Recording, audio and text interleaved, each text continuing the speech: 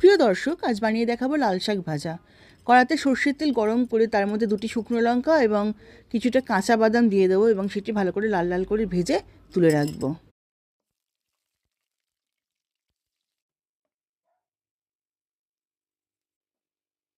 তারপর ওই তেলের মধ্যে কিছুটা মুসুর ডালের বড়ি দিয়ে দেবো এবং সেটিও ভালো করে ভাজা ভাজা করে তুলে রাখবো।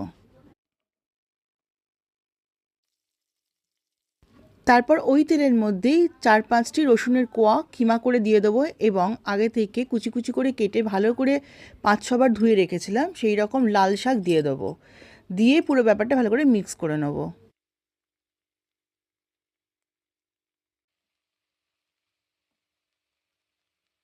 কিছুক্ষণ নাড়াচাড়া করে নেওয়ার পর ওর ওপর থেকে স্বাদ অনুসারে নুন, কিছুটা হলুদ গুঁড়ো এবং সামান্য চিনি দিয়ে পুরো ব্যাপারটা ভালো করে মিক্স করে নেব।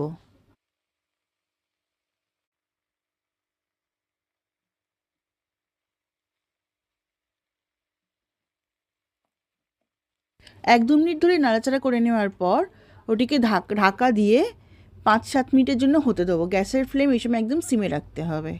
শাক থেকে আপনা আপনি জল বেরিয়ে যাবে।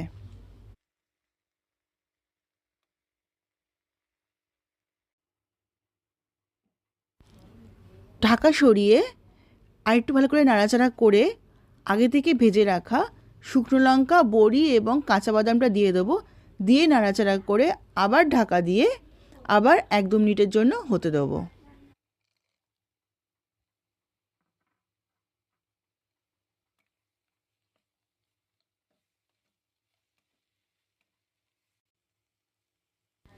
এক দু মিনিট পর ঢাকা সরিয়ে উপর থেকে কিছুটা পোস্ত ছড়িয়ে দেবো। ছড়িয়ে দিয়ে পুরো ব্যাপারটা ভালো করে মিক্স করে নেবো। তাহলেই আমার লাল শাক ভাজা একদম রেডি। তারপর ওটি সার্ভিং বলে সার্ভ করে দেবো।